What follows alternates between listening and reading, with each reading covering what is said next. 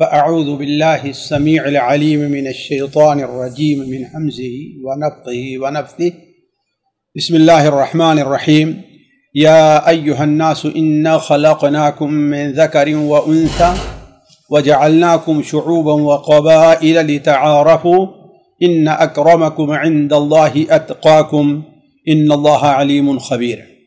قالت الأعراب آمنا قل لم تؤمنوا ولكن قولوا أسلمنا ولما يدخل الإيمان في قلوبكم وإن تطيعوا الله ورسوله لا يلدكم من أعمالكم شيئا إن الله غفور رحيم. إنما المؤمنون الذين آمنوا بالله ورسوله ثم لم يرتابوا وجاهدوا بأموالهم وأنفسهم في سبيل الله أولئك هم الصادقون. پیارے بھائیو اور عزیز بہنوں، السلام علیکم ورحمۃ اللہ وبرکاتہ۔ سورہ الحجرات، یہ شروع سے جو بھائی اس میں شریک ہیں وہ یہ محسوس کیے ہوں گے کہ اس سورت کی ابتدائی آیات، خاص طور پر تیسری اور چوتھی نمبر آیات جو ہیں، یہ آیات ان اعراب بدوی قبائل کے اجڑ اور گنوار سرداروں کے بارے میں نازل ہوئی تھی، جو اسلام کی قوت کو دیکھ کر کے، خاص طور پر غزوہ احزاب اور غزوہ خندق کے بعد، یہ اس کی قوت کو دیکھ کر کے مسلمان تو ہو گئے تھے، اور ان کے ساتھ ان کے جو پیروکار تھے وہ بھی مسلمان ہو گئے تھے، لیکن صحیح طور پر ایمان ان کے دل میں جاگزی نہیں ہوا تھا۔ تو وہ یہ چاہتے تھے کہ جس طریقے سے جائز یا ناجائز طور پر ان کو اسلام سے پہلے سرداری اور قیادت اور اہم مقام اور جو جس کو جیسے چاہیں اور لوگ ان کے کی قدر کریں، وہ لوگوں پر فخر کریں، جو چیزیں حاصل تھی وہ ایمان لانے کے بعد بھی ہوں، بلکہ ان میں سے ایک شخص آ کر کہتا ہے کہ یا محمد اللہم صلی اللہ علیہ وسلم ان حمدی زین وذمی شین، میری مدح کرنا، میری تعریف کرنا یہ قابل تعریف ہے، اور میرے مذمت کرنا یہ شین بڑی بری چیز ہے۔ تو ان لوگوں کے بارے میں یہ آیات نازل ہوئی، تو آگے کی جو آیات ہیں ان کے انہی خیالات کے اوپر تبصرہ اور اس کی تصحیح ہے۔ بلکہ اگر آپ اس سے پہلے والی سورت دیکھیں، سورہ محمد سے پہلے یعنی سورہ الفتح کے اندر، تو سورہ فتح کے اندر بھی اس کا بھی بہت بڑا حصہ اعراب اور کے بارے میں وارد ہے۔ جس طریقے سے آپ لوگ اگر صرف قرآن مجید کے سورہ فتح کی آیات ہی پڑھتے جائیں تو آپ کو اندازہ ہوگا۔ تو چونکہ ان کے یہاں قبیلے کا سردار ہونا، کسی قبیلے کا بڑے قبیلے کا فرد ہو جانا، یہ لائق فخر سمجھا جاتا تھا، یہ ان کے تکبر کی علامت سمجھی جاتی تھی۔ اس بنیاد پر وہ دوسروں کے سے پر کبر گھمنڈ کیا کرتے تھے اور اپنے کو اس سے بڑا سمجھتے تھے، چاہے ان کے اندر جتنی برائیاں اور خرابیاں ہوں، اور ظاہر بات اسلام اس کو قبول نہیں کرتا۔ اس لیے اللہ تبارک و تعالی نے ان آیات کے اندر ان کے پر تبصرہ کیا اور اس کی تصحیح کی کوشش کی۔ چنانچہ پہلی ہی آیت میں ہے اللہ تعالیٰ فرماتا ہے یا ایھا الناس، اے لوگو۔ اب تک جو خطاب ہوتا رہا ہے شروع سورت سے لے کر کے، ابتدائی سورت ہی سے لے کر کے، وہ یا ایھا الذین آمنو، اس لیے کہ وہاں جو باتیں کہی گئی تھی وہ ایمان کا تقاضا تھی، اور اب جو بات کہی صرف ایمان کا نہیں بلکہ یہ انسانیت کا تقاضا ہے، انسانیت کا بھی تقاضا ہے جہاں ایمان کا تقاضا ہے۔ اور یہ چیز چونکہ ساری دنیا کے لوگوں کے ساتھ خاص ہے، اس لیے یہاں پر یا ایھا الذین کے بعد یا ایھا الذین آمنو کے بجائے یا ایھا الناس سے خطاب کیا گیا ہے۔ چنانچہ اللہ تعالیٰ فرماتا ہے یا ایھا الناس، اے لوگو، یہ اس بات کی دلیل ہے کہ دین اسلام وہ کسی خاص قوم، کسی خاص جماعت، کسی خاص قبیلے کا مذہب نہیں ہے، یہ ایک عالمی مذہب ہے، ہر عربی اور عجمی کے لیے کا یہ مذہب ہے، ہر کالے اور گورے کا یہ مذہب ہے، ہر جو انسان یورپ کا رہنے والا ہے اس کا بھی، جو امریکہ میں ہے وہ بھی، اس کا بھی، جہاں کہیں بھی ہے، ہر ایک کا یہ مذہب مذہب اسلام ہے۔ تو یا ایھا الناس، اے لوگو، انا خلقناکم من ذکر و انثی، انا بلا شبہ ہم نے، یعنی اللہ تعالیٰ فرماتا ہے کہ اے لوگو، بلا شبہ ہم نے خلقناکم، تم لوگوں کو پیدا کیا ہے، بلا شبہ ہم نے تم لوگوں کو پیدا کیا ہے، من ذکر و انثی، مرد اور عورت سے، ہم نے تم لوگوں کو مرد اور عورت سے پیدا کیا ہے۔ مرد اور عورت کا ایک معنی تو یہ ہے کہ ایک ہی مرد اور عورت سے تمہاری پیدائش ہے، ایک ہی مرد اور عورت سے تمہاری پیدائش ہے، یعنی آدم اور حوا، انہی دونوں سے تمہاری پیدائش ہے، یعنی جتنے لوگ ہیں وہ سارے کے سارے، ان کی نسل کہاں جا تک جہاں پہنچتی ہے، آدم اور حوا تک، اس سے کوئی بری نہیں ہے۔ دوسرا معنی علماء نے یہ لیا ہے کہ ہم نے تم میں سے ہر شخص کو ایک مرد اور عورت سے پیدا کیا، یعنی ہر ایک کی پیدائش وہ کیا ہے، مرد اور عورت سے ہے۔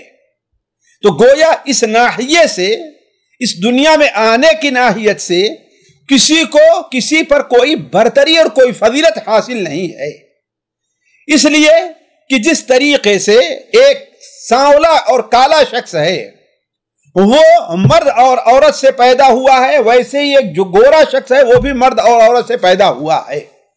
تو یہ دونوں معنی علماء نے لیے ہیں۔ تو یا ایھا الناس، اے لوگو، انا خلقناکم من ذکر و انثی، بلا شبہ ہم نے تم لوگوں کو پیدا کیا ہے مرد یا ایک ذکر اور ایک انثی سے، ایک مرد اور عورت سے، یہ اصل تمہاری پیدائش ہے۔ گویا اس ناحیے سے تم سب کے سب برابر ہو، اس میں مساوات ہے۔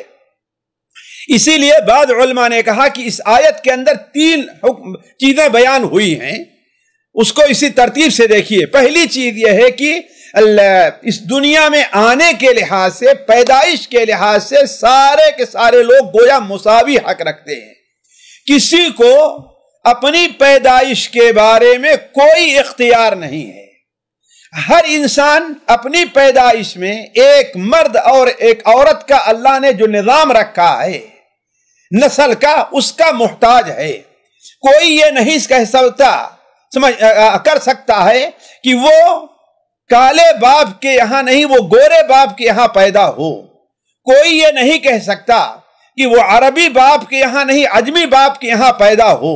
یہ کسی کو کوئی اختیار نہیں ہے۔ کوئی یہ نہیں کہہ سکتا کہ اس کے والدین عرب کے ہوں، عجم کے نہ ہوں، یا اس کے والدین یورپ کے ہوں، افریقہ کے نہ ہوں، یا اس کے والدین افریقہ کے ہوں، ایشیا کے نہ ہوں، یا کسی کے اختیار میں نہیں۔ اس ناحیے سے سارے کے سارے برابر ہیں، ہر ایک کو مساوات ہے، کسی میں کوئی فرق نہیں ہے اس ناحیے سے، الا یہ کہ آدم علیہ السلام، حوا اور حضرت عیسیٰ علیہ السلام، ان کی اپنی الگ خصوصیت رہی ہے، ورنہ ان کے علاوہ سارے لوگ دنیا میں جو آئے ہیں وہ کس سے ہیں؟ ایک مرد اور عورت، یعنی اس دنیا میں آنے کے لیے سارے کے سارے برابر ہیں ایک طرف، دوسری طرف کسی کو کسی بارے میں کوئی اختیار حاصل نہیں ہے، نہ ہی اپنے ماں باپ کے انتخاب میں اختیار حاصل ہے، نہ اپنی صورت کو اچھی اور بری بنانے میں اختیار حاصل ہے، نہ کس وقت وہ دنیا میں آئے گا اس بارے میں اسے کوئی اختیار حاصل ہے۔ انسان کیا ہے؟ اس سلسلے میں بالکل مجبور ہے۔ آئی حیات آئے، لائی حیات آئے، قضا لے چلی چلے، اپنی خوشی سے آئے نہ اپنی خوشی چلے، اس سلسلے میں انسان کو کوئی اختیار حاصل نہیں ہے۔ تو یا ایھا الذین آمنوا انا خلقناکم من ذکر و انثی، اے لوگو ہم نے تمہیں ایک مرد اور عورت سے پیدا کیا ہے۔ ایک پہلی چیز، پہلا حکم اس میں بیان ہوا ہے۔ دوسرا حکم اسی کے اوپر تضمین کہہ لیجئے، اللہ تعالیٰ فرماتا ہے وَجَعَلْنَاكُمْ شُعُوبًا وَقَبَائِلَ لِتَعَارَفُوا، اور ہم نے تمہیں ایک مرد عورت سے پیدا کر کے تمہیں شعوب، قوموں اور قبیلوں میں بانٹ دیا ہے. تمہیں ہم نے شعوب کے اندر، شعب گویا کی ایک قوم سے، ایک قبیلے سے ایک بڑی چیز قوم اس کو کہہ لیجئے آپ، اس لیے کہ دیکھیے عربی میں بھی اور ہمارے اردو کے اندر بھی اس لیے بہت مختلف الفاظ استعمال ہوتے ہیں. جیسے قوم ہے، برادری ہے، خاندان ہے، ایک گھرانہ ہے، یعنی اس قسم کے الفاظ ہمارے یہاں بھی استعمال ہوتے ہیں. ایسے عربی میں بھی اس کے لیے 5-6 الفاظ مستعمل ہیں. شعوب، شعب سب سے بڑی چیز ہے، اور اس کے بعد قبیلہ ہوتا ہے، قبیلے کے بعد عمارہ ہوتا ہے، عمارہ کے بعد وطن ہوتا ہے، وطن کے بعد فخذ ہے، فخذ کے بعد فصیلہ ہے، اور بعض لوگوں نے کہا فصیلہ کے بعد عشیرہ ہے. یہ نام ان میں سے کئی ایک قرآن مجید میں آئے ہیں. شعوب کا یہاں پر ہے ہی، قبائل یہاں پر ہے بھی، اور فصیلتہ التی توی یہ بھی قرآن مجید میں آیا ہوا ہے. اور باقی دوسرے نام جو ہیں وہ لغہ عربیہ کے اندر یہ معروف ہیں. تو اللہ تبارک و تعالی نے جہاں پر ہمیں یہ پیدا کیا ہے، تو ہر اللہ تعالیٰ نے ہر جگہ کیا ہے، قومیں رکھی ہیں اور ان کے قبیلے رکھے ہیں. لوگ اس طریقے سے اس میں بٹے ہوئے ہیں جیسا کہ یہ بات ہر انسان دیکھ رہا ہے. اور اس میں بھی انسان کو اپنا کوئی اختیار نہیں ہے کہ وہ کس قبیلے میں پیدا ہو، کس خاندان میں پیدا ہو، کس فصیلہ، کس برادری کے اندر ہو، یا اس کا کوئی اختیار نہیں، خالص اللہ تبارک و تعالیٰ کے تحت. اسی لیے اس آیت کی بنیاد پر علماء کہتے ہیں کہ کسی کے لیے یہ جائز نہیں ہے کہ اپنے خاندان اور اپنے قبیلے کے علاوہ کسی اور کی طرف اپنی نسبت کرے. اس نسبت کی 2 حیثیت ہوگی. ایک حیثیت ہوتی ہے اس سے اعراض کرنے کی حیثیت، تو یہ تو کفر ہے، یہ تو کفر ہے. اور دوسری حیثیت ہوتی ہے اعراض کرنے کے لیے نہیں، بلکہ کسی سے محبت کے طور پر، کسی سے فخر کے طور پر، کسی کے سامنے بڑا بننے کے لیے، لیکن اپنے خاندان برات نہیں ہے. تو یہ بھی معصیت ہے. جس طریقے سے آج عورتیں شادی کے بعد اپنی نسبت اپنے باپ، اپنے خاندان کے بجائے کرتی ہیں کس کی طرف، اپنے شوہر یا اپنے شوہر کے خاندان کی طرف. تو اللہ تبارک و تعالی نے جو یہ فطرت بنائی ہے، جو تقسیم کیا ہے شعوب و قبائل کے اندر، یہ اس کے خلاف ہے. اسی لیے حدیث میں جانتے اسے کبیرہ گناہ قرار دیا گیا ہے. تو وَجَعَلْنَاكُمْ شُعُوبًا وَقَبَائِلًا، اور ہم نے تمہیں بانٹ دیا ہے، ہم نے تمہیں تقسیم کر دیا ہے. کس میں؟ شعوب، ذاتوں میں، قوموں میں، وقبائل اور قبیلے کے اندر. ایک قوم عرب ہے، اس میں بہت سے قبیلے ہیں. ایک قوم عرب ہے، ایک شعب ہے. اسی طریقے سے ہمارے یہاں دیکھیے، آپ کے ہاں چاہے جس طریقے سے ہو، ایک قوم ہے، ایک ہندوستانی قوم ہے، ایک یورپین قوم ہے، ایک ایشین قوم ہے، اور اس میں بہت سے کیا ہوں گے؟ قبیلے ہوں گے. اور پھر قبیلوں کے اندر جو ہے وہ برادریوں کی تقسیم ہے، خاندانوں کی تقسیم ہے، اور جو ہے وہ گھرانے کی تقسیم ہے، جس طریقے سے ہوا کرتی ہے. تو یہ اللہ تبارک و تعالی نے گویا ایک فطرت بنائی ہے کہ لوگ اس طریقے سے ذاتوں، قوموں اور قبائل میں تقسیم ہو جائیں. لیکن اس کا مقصد کیا ہے؟ اس کا مقصد اللہ تعالیٰ فرما رہا ہے لِتَعَارَفُوا، تاکہ تم ایک دوسرے کو پہچان سکو، تاکہ باہم ایک دوسرے کو پہچانو. اس لیے کہ ایک ہی نام کے کئی آدمی ہوتے ہیں، بسا اوقات ایک ہی نسبت کے کئی آدمی ہوتے ہیں. انہیں پہچانا کیسے جاتا ہے؟ پہچانا جائے گا، ظاہر بات ہے، کس قوم کا ہے، کس قبیلے کا ہے، کس برادری کا ہے، کس ذات کا ہے، اس کے حساب سے پہچان ہوگی. اس کے باپ، دادا، یہ پردادا کون ہے، اس طریقے سے اس کی پہچان ہوگی. تو وَجَعَلْنَاكُمْ شُعُوبًا وَقَبَائِلَ لِتَعَارَفُوا، اور تمہیں قوموں کے اندر اور قبیلوں میں تقسیم کیا ہے ہم نے، لِتَعَارَفُوا، تاکہ تم ایک دوسرے کو پہچان سکو. اسی لیے نبی کریم صلی اللہ علیہ وسلم کی بڑی مشہور حدیث سنن ترمذی وغیرہ میں ہے کہ تعلموا انسابکم، تم اپنے نسب کو یاد رکھو تاکہ تم جو ہے پہچان سکو اور صلہ رحمی کر سکو. تو گویا یہ ایک شرعی چیز ہے، ایک فطری چیز ہے کہ انسان اپنے قبیلے، اپنی جماعت، اپنی قوم کو پہچانے، کہ وہ برادری کو پہچانے کہ وہ کون سے لوگ ہیں. تو وَجَعَلْنَاكُمْ شُعُوبًا وَقَبَائِلَ لِتَعَارَفُوا، اور لِتَعَارَفُوا کہہ کر کے اللہ تبارک و تعالی نے یہ واضح کر دیا کہ اے عرب کے لوگوں، اے بنو خزیمہ، اے بنو تمیم، اے بنو اسلم، اے بنو اسد، تمہیں ان قبیلوں میں اس لیے ہم نے نہیں رکھا ہے کہ ایک دوسرے کے اوپر فخر کرو۔ جس طریقے سے زمانے جاہلیت کی معمولی سی بھی تاریخ جو انسان جانتا ہے اس کو اس کا اندازہ ہوگا کہ عرب کے اندر جس ماحول میں یہ آیت نازل ہوئی تھی کس قدر یہ چیز پھیلی ہوئی تھی، بلکہ اگر آج بھی دیکھا جائے تو ان کے اندر ہی نہیں بلکہ ہمارے اندر بھی کس قدر عصبیت قبائل کی پائی جاتی ہے، اور کس قدر لوگ اسی بنیاد پر اپنے بسا اوقات باپ دادا کے ایسے کارناموں کو جو غیر شرعی ہوا کرتے ہیں ان کو بھی بطور فخر کے بیان کرتے ہیں۔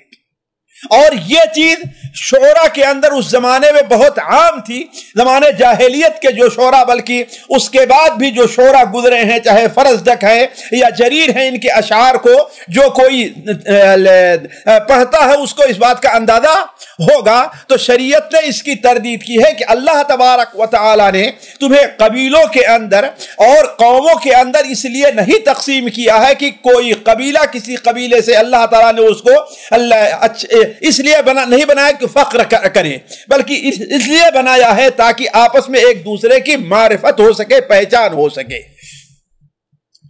پھر تیسرا حکم اللہ تعالیٰ نے اس آیت میں ہمیں اور آپ کو جو دیا ہے وہ یہ ہے ان اکرمکم عند اللہ اتقاکم۔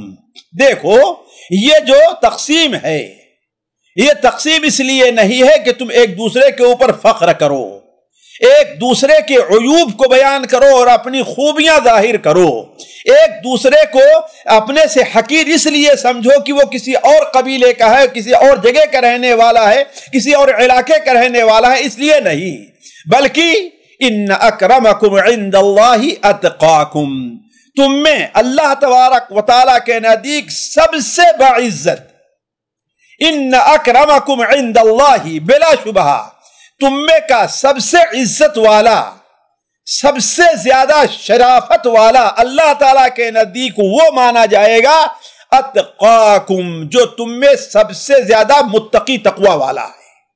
تو اللہ تبارک و تعالیٰ کے نزدیک معیار تفاضل کیا ہے؟ وہ تقوی ہے۔ اس کے اندر ساتھیوں دو چیزیں ہیں اس حکم کے اندر۔ پہلی چیز تو یہ ہے کہ چونکہ تم ایک ماں باپ سے ہونے کی وجہ سے کسی کو کسی پر فضیلت حاصل نہیں ہے، لہذا کوئی کسی کے اوپر فخر نہ کرے، بلکہ دوسرا حکم تم کو یہ دیا جا رہا ہے کہ ہر انسان یہ چاہتا ہے کہ اللہ تبارک و تعالیٰ کے نزدیک اس کا ایک مقام رہے، اللہ تعالیٰ اس سے محبت کرے، اللہ تعالیٰ اسے اپنے قریب کرے۔ تو اگر یہ چاہتے ہو تو تمہیں کہاں ملے گا؟ ان اکرمکم عند اللہ اتقاکم، تمہیں یہ چیز ملے گی وہاں پر کہ اللہ تبارک و تعالی کے زیادہ کا تقوی جو انسان اپنے اندر رکھے گا زیادہ، وہ اللہ تبارک و تعالی کے گویا زیادہ قریب، یہ اللہ تبارک و تعالی کے نزدیک اس کی ایک اہمیت ہوگی، اس کی ایک عزت ہوگی، اللہ تعالیٰ اسے عزت کے مقام تک پہنچائے گا۔ تو ان اکرمکم عند اللہ اتقاکم، بلا شبہ تم میں سے اللہ تعالیٰ کے نزدیک سب سے زیادہ عزت والا وہ انسان ہے، سب سے زیادہ شرف والا وہ انسان ہے اتقاکم، جو تم میں سے سب سے زیادہ اللہ تعالیٰ کا ڈر اپنے اندر، اللہ کا خوف، اللہ کا تقوی اپنے اندر رکھتا ہے۔ اس کے بعد اللہ تعالیٰ فرماتا اس آیت کے اوپر بطور خاتمہ کے ان اللہ علیم خبیر، اللہ تبارک و تعالی علیم ہے اور خبیر ہے۔ علیم اور خبیر یہ دو نام اللہ تبارک و تعالی کے آئے ہیں جو تقریباً کئی ناحیے سے ملتے جلتے ہیں اور کئی ناحیے سے دونوں میں فرق ہے، جس کی تفصیل میں ابھی جانے کا وقت نہیں ہے، لیکن عموماً جب ایسی جگہ پر استعمال ہوتا ہے تو علیم سے مراد گویا کی ظاہر کا جاننے والا ہے اور خبیر سے مراد گویا کی باطنی چیزوں کے بارے میں جاننے والا ہے۔ اللہ تبارک و تعالیٰ تمہارے ظاہر کا بھی علم رکھتا ہے اور تمہارے باطن سے بھی گویا اللہ تعالیٰ خبردار ہے۔ یہ نہیں کہہ سکتے کہ تم اپنے دل کے اندر تقوی نہ رکھو، اور چاہو کہ اللہ تبارک و تعالیٰ کے نزدیک تم متقی بن جاؤ، ایسا نہیں ہو سکتا ہے۔ تمہارے اندر کیا خوبی ہے ظاہری طور پر اور تمہارے اندر کیا خوبی ہے باطنی طور پر، اس کو اللہ تعالیٰ اچھی طریقے سے جانتا ہے۔ ایک فرق تو یہ ہے کہ علیم اور خبیر میں ایک ساتھ ہو تو ظاہر اور باطن کا فرق کیا جاتا ہے۔ دوسرا فرق جو اس سے زیادہ دلچسپ ہے وہ یہ ہے کہ ان اللہ علیم، خبیر جو ہے علیم کے مقابلے میں زیادہ بلیغ ہے۔ ایک شخص کو ایک کے بارے میں علم تو رہتا ہے، لیکن اس کے بارے میں چاروں طرف سے پوری خبر رکھنا وہ اس کے اندر نہیں پائی جاتی۔ تو گویا وہ جانتا بھی ہے اور اللہ تبارک و تعالیٰ کو تم لوگوں کے بارے میں مکمل طور پر معرفت بھی حاصل ہے کہ کون اللہ تبارک و تعالیٰ کے لیے عمل کر رہا ہے، کون اللہ تعالیٰ کے لیے عمل نہیں کر رہا ہے، کون اللہ تعالیٰ کے زیادہ قریب ہے، کون اللہ تبارک و تعالیٰ سے دور ہے۔ تو چونکہ اللہ تعالیٰ تمہارے ظاہر اور باطن کو اچھی طریقے سے سمجھ رہا ہے، لہذا تم اپنے اندر تقوی پیدا کرنے کی کوشش کرو۔ ان اللہ علیم خبیر، بے شک اللہ تبارک و تعالیٰ علیم ہے اور خبیر ہے۔ آگے اللہ تعالیٰ فرماتا ہے قالت الاعراب آمنا، قالت الاعراب، اعراب جمع ہے اعرابی کی۔ اعرابی کہتے ہیں ایک بادیہ نشین کو، اور الاعراب اسی کی جمع ہے۔ یہ الفاظ بکثرت آپ دیکھیں گے سورہ فتح کے اندر بھی وارد ہیں، اور یہ الفاظ آپ کو سورہ توبہ میں بھی آپ کو دکھائی دیں گے۔ ویسے اور بھی جگہ آئے ہیں لیکن زیادہ یہیں پر ہیں۔ تو قالت الاعراب، کہا اعراب نے، بادیہ نشینوں نے، اس لیے کہ جن قبائل کا ذکر اس سے پہلے دوسری یا تیسری نمبر نہیں، تیسری یا چوتھی نمبر آیت کے اندر آیا ہوا ہے کہ ان الذین ینادونک من وراء الحجرات اکثرهم لا يعقلون۔ یہ چوتھی نمبر آیت میں وہ لوگ اللہ کے رسول صلی اللہ علیہ وسلم کے پاس آ کر کے آپ کے آرام کا وقت نہیں دیکھا، آپ کے قیلولہ کا وقت نہیں دیکھا، اور زور زور سے دیوار کے پیچھے سے شور کرنے لگے، ہاں محمد یا محمد ہماری طرف آئیے، ہم ایسے ہیں۔ اور یہ لوگ اللہ کے رسول صلی اللہ علیہ وسلم پر احسان یہ جتلاتے تھے کہ مکہ کے لوگوں نے، طائف اور دوسرے لوگوں نے آپ کے ساتھ قتال کیا، پھر اس کے بعد آپ کے تابع ہوئے ہیں، لیکن ہم آپ سے بغیر لڑائی کیے ہوئے ہم آپ پر ایمان لے آئے ہیں۔ تو گویا یہ احسان جتلاتے رہے تھے اللہ کے رسول صلی اللہ علیہ وسلم پر، اور چاہتے تھے اللہ کے رسول صلی اللہ علیہ وسلم ان کے ساتھ لین دین میں اور لوگوں کے مقابلے میں بہتری کا معاملہ کریں۔ تو ان کے اوپر اللہ تبارک و تعالی انہیں متنبہ کر رہا ہے کہ قالت الاعراب آمنا، اعراب نے کہا۔ بعض لوگوں نے اس سے منافق بھی مراد لی ہے، لیکن اس سے وہ منافق مراد نہیں ہے جو قلبی یعنی منافق ہوتے ہیں، عقیدہ کے منافق ہوتے ہیں۔ اس سے وہ نفاق مراد ہے جو عمل کا نفاق ہوا کرتا ہے۔ اور زیادہ بہتر جیسے امام ابن کثیر رحمہ اللہ وغیرہ ہیں، وہ یہ ہے کہ اس سے وہ لوگ مراد ہیں جو ایمان کے لحاظ سے کمزور تھے، انہوں نے اسلام کے غلبہ کو دیکھ کر کے وہ مسلمان تو ہو گئے، لیکن ان کا دل اللہ کے رسول کو جھٹلاتا نہیں تھا جیسا کہ منافقین جھٹلاتے تھے، دین کے بارے میں بغض نہیں رکھتا ایسا کہ منافقین رکھا کرتے تھے، لیکن دین اور اللہ کے رسول کی جو عظمت ان کے دل میں بیٹھنی چاہیے وہ نہیں بیٹھی ہوئی تھی۔ تو قالت الاعراب آمنا، اعراب نے کہا کہ ہم ایمان لے آئے، ہم ایمان لے آئے۔ اللہ تعالیٰ فرماتا ہے قل، آپ کہیے لم تؤمنو، تم ایمان نہیں لائے ہو، لم تؤمنو، تم ایمان نہیں لائے ہو، ولیکن قولوا اسلمنا، لیکن تم یہ کہو کہ ہم مسلمان ہوئے ہیں۔ دیکھیے یہ ایمان اور اسلام، مسلمان اور مومن، یہ دو الفاظ ہیں قرآن مجید میں، آپ اچھی طریقے سے جانتے ہیں، بکثرت وارد ہیں، حدیثوں میں بکثرت وارد ہیں۔ ان دونوں میں بعض لحاظ سے فرق ہے اور بعض لحاظ سے فرق نہیں ہے۔ علماء نے اس سلسلے میں بڑی بہترین بات کہی ہے کہ دونوں اگر ایک دوسرے کے مقابل میں آتے ہیں تو دونوں میں فرق ہے، اور دونوں ایک دوسرے کے مقابل میں نہ ہوں، الگ الگ استعمال ہوں، تو ان دونوں کے اندر فرق عموماً نہیں رہا کرتا ہے۔ جیسے یا ایھا الذین آمنو، اے وہ لوگوں جو ایمان لے آئے ہو، اس سے مراد کیا ہیں؟ وہ لوگ ہیں جو مسلمان بھی ہیں اور مومن دونوں ہیں۔ خود حدیث کے اندر اللہ کے رسول صلی اللہ علیہ وسلم نے ارشاد فرمایا الایمان بضع و سبعون شعبہ، ایمان کے 60 سے 70 سے زیادہ شاخیں ہیں ایمان کی۔ پھر اس میں آپ نے بیان فرمایا سب سے اعلیٰ درجے کی کیا ہے شرط؟ وہ لا الہ الا اللہ کہنا ہے۔ اور سب سے ادنا درجے کی شرط کیا ہے؟ وہ راستے سے کسی تکلیف دہ چیز کا ہٹا دینا ہے۔ والحیاء شعبۃ من الایمان، اور حیا بھی ایمان کا شعبہ ہے۔ تو دیکھیے حیا یہ خالص قلبی معاملہ ہے، اور راستے سے چیز کو ہٹانا یہ عملی معاملہ ہے۔ تو آپ نے ان تمام چیزوں کو ایمان کی شاخ قرار دیا، گویا یہ چیزیں ایمان میں داخل ہیں۔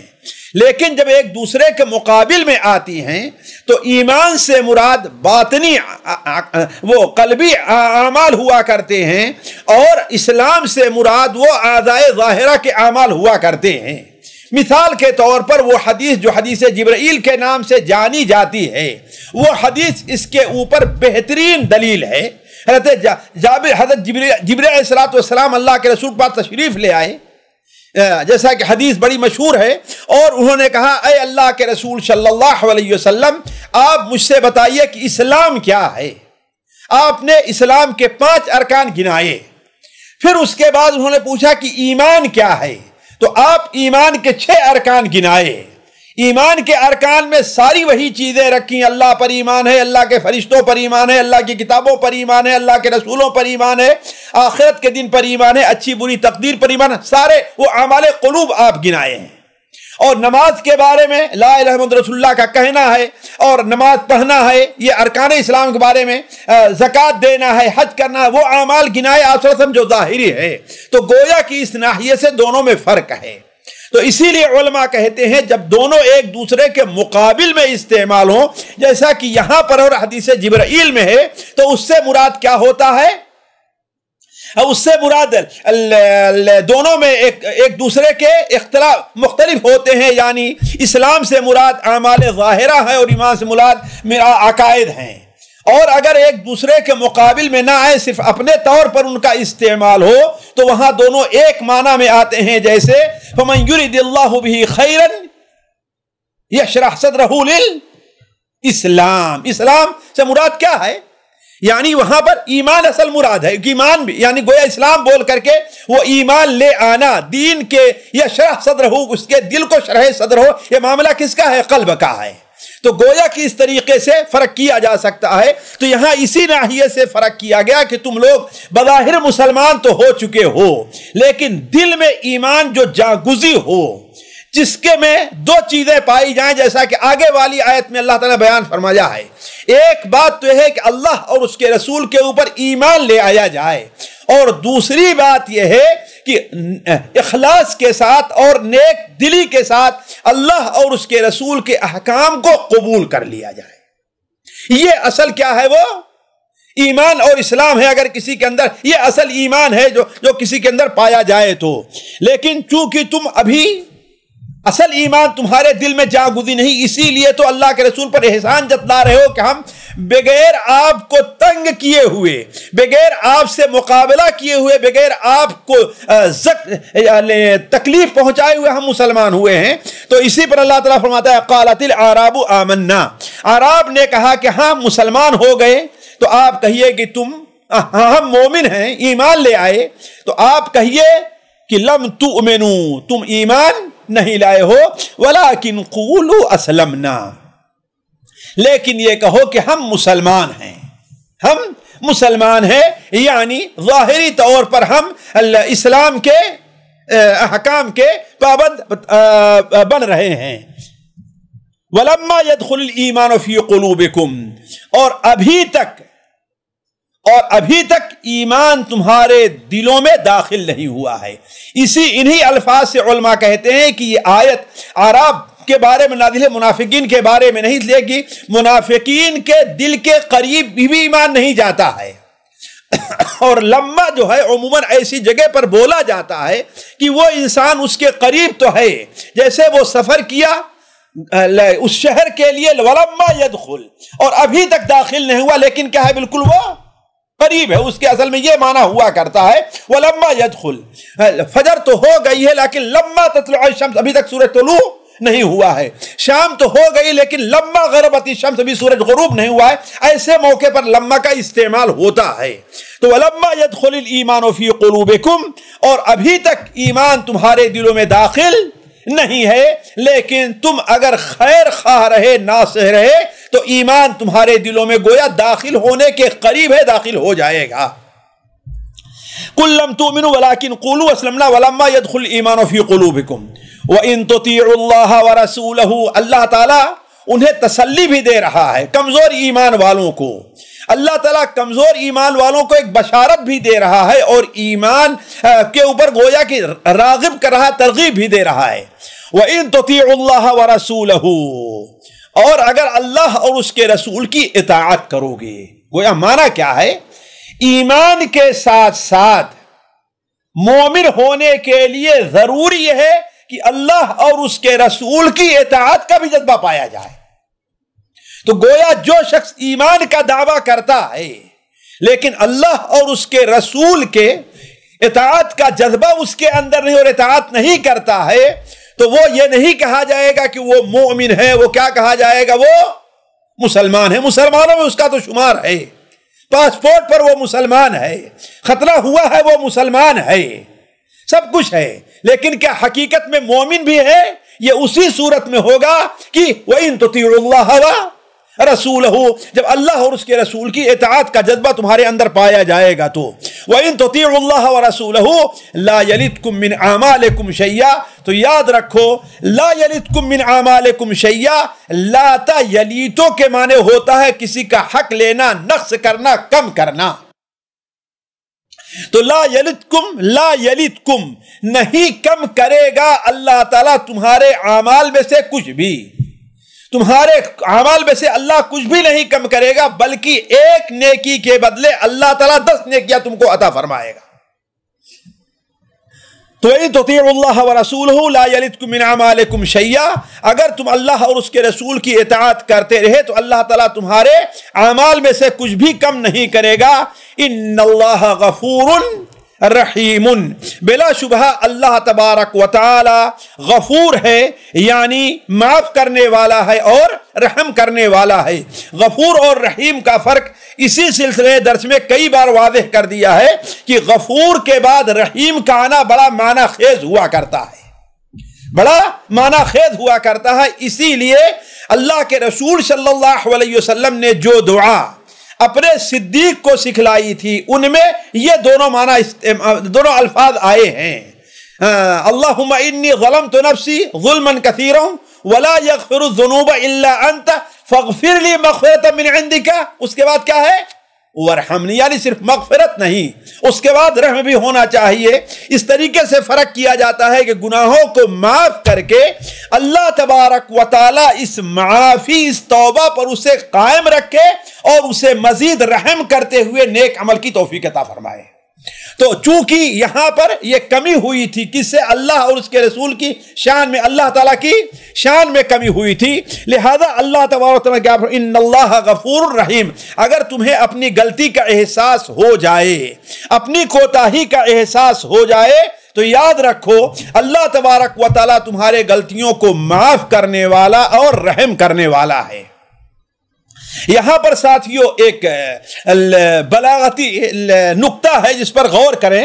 اللہ نے بیان فرمایا ان تطیعوا اللہ ورسولہ، اگر تم اللہ اور اس کے رسول کی اطاعت کرو گے تو گویا اطاعت اللہ کی بھی فرض ہے اور اللہ کے رسول کی بھی فرض ہے، لیکن اس اطاعت کے اوپر بدلہ دینا یہ کام صرف اللہ تعالیٰ کا ہے، رسول کا کام نہیں ہے۔ غور کریں اس آیت کے اوپر، وَإِن تُطِيعُوا اللَّهَ وَرَسُولَهُ، تمہارا ایمان مکمل نہیں ہوگا اگر اللہ اور اس کے رسول کی اطاعت نہیں پائی گئی تو۔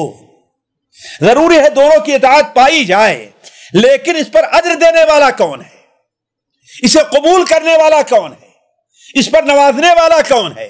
صرف اللہ تبارک و تعالی ہے، اللہ کے رسول نہیں ہے۔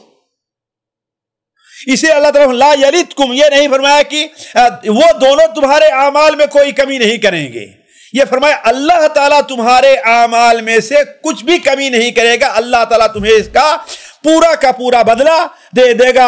وَإِنَّ اللَّهَ غَفُورٌ رَحِيمٌ، اللہ تبارک و تعالیٰ معاف کرنے والا اور رحم کرنے والا ہے۔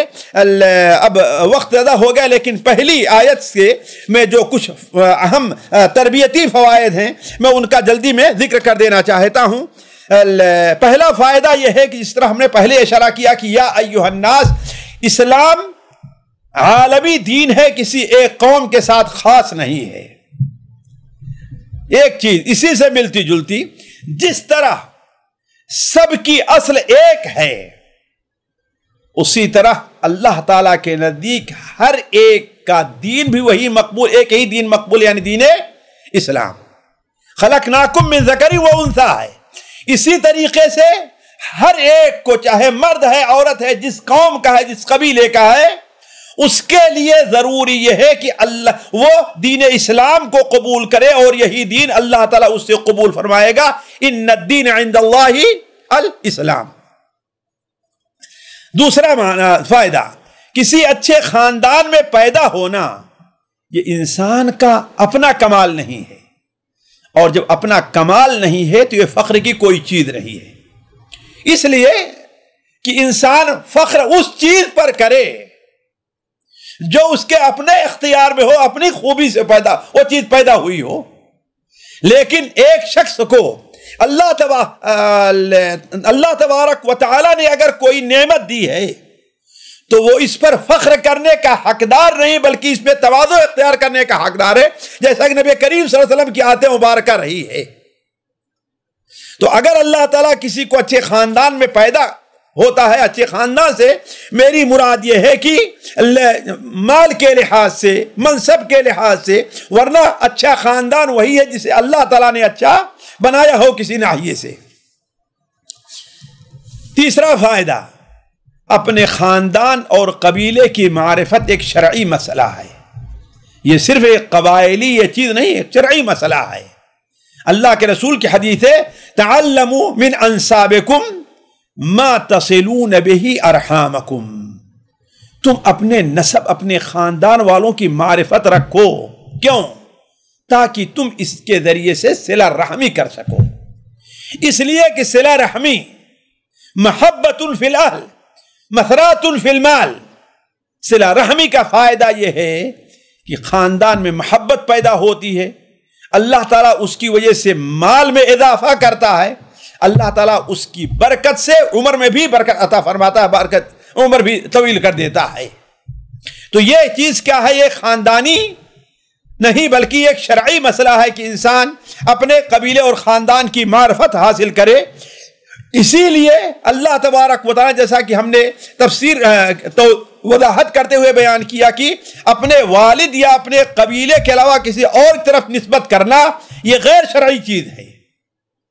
آج لوگ بلا وجہ اس کے اوپر، خاص طور پر بسا اوقات عورتیں جو عادی بن گئی ہیں اپنی نسبت شوہروں کی طرف کرنے کے، وہ بلا وجہ اس کے اوپر حجت کر دیا، خالی شرعی مسئلہ ہے، اس لیے اللہ کے رسول نے اسے کبیرہ گناہ قرار دیا ہے۔ چوتھا فائدہ، قوموں اور جماعتوں میں تقسیم کرنے کی حکمت معرفت ہے نہ کہ تفاخر ہے۔ لتعارفوا، تاکہ تم ایک دوسرے اپنے ایک پہچانے جاؤ، تم نہ یہ کہ ایک دوسرے کے اوپر فخر کرو۔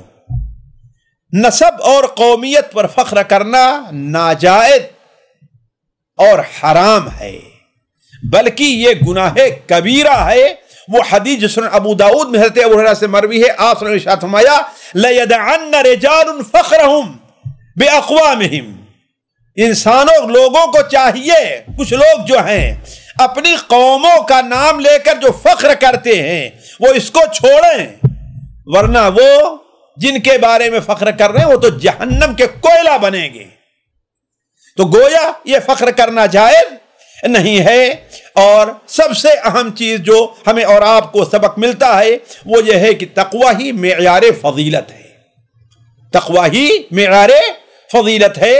جو آدمی اپنے دل میں جتنا تقوی رکھے گا وہ اللہ تبارک و تعالیٰ کے نزدیک اتنا قریب ہوگا. جیسا کہ حضرت بلال رضی اللہ تعالیٰ عنہ کو تقوی کی وجہ سے وہ مقام حاصل ہوا کہ خانہ کعبہ کی چھت ہمیں چھونا نصیب نہیں ہوتا، بہت مشکل پیش آتی ہے، اور وہ خانہ کعبہ کی چھت کے اوپر چڑھ کر کے اذان دے رہے ہیں. اور ابو لہب جو اللہ کے رسول صلی اللہ علیہ وسلم کا چچا ہے، سب سے اعلیٰ خاندان جو ہے قریش کا اور بنو ہاشم، وہ شخص اللہ تعالیٰ نے اس کے بارے میں ایسی آیتیں نازل فرمائی کہ قیامت تک اہل ایمان اس کے اوپر لعنت بھیج رہے ہیں. تبت یدا ابی لہب و تب. تو اصل معیار کیا ہے؟ وہ تقوی ہے، اور اسی کے لیے ہم میں سے ہر شخص کو کوشش کرنی چاہیے. اللہ تبارک تعالیٰ سے دعا ہے کہ اللہ تعالیٰ ہمیں اور آپ کو متقی بنائے. باقی مجلس اگلے ہفتے ہوگی. والسلام علیکم ورحمۃ اللہ وبرکاتہ. سامعین کرام، ہمارے علمی اور عوامی دروس اور سوال و جواب کی مجلسوں سے آپ خود بھی مستفید ہوں اور اپنے دوست و احباب کے ساتھ بھی شیئر کریں. عین ممکن ہے کہ آپ کے شیئر سے کسی کی اصلاح اور آپ کے لیے صدقہ جاریہ بن جائے. واٹس ایپ پر اسلامک میسج حاصل کرنے کے لیے نمبر نوٹ فرمائیں: یعقوب عزیز 00966 5089 59707. واٹس ایپ سوال و جواب گروپ میں ایڈ ہونے کے لیے نمبر نوٹ فرمائیں: عبدالسلام عمری 00966 502627 622. نمبر بھیجتے ہوئے نام اور پتہ ضرور لکھیں. اسی طرح ہمارے یوٹیوب چینل اسلامی دعویٰ کو ضرور سبسکرائب کریں تاکہ ہماری ہر نئی اور اہم ویڈیو کی اطلاع آپ کو فوری حاصل ہو جائے. تمام دروس، مقالات اور سوال و جواب سیریز کے لیے ہماری مشہور ویب سائٹ www.islamidawah.com کا مشاہدہ کرتے رہیں. السلام علیکم ورحمۃ اللہ وبرکاتہ.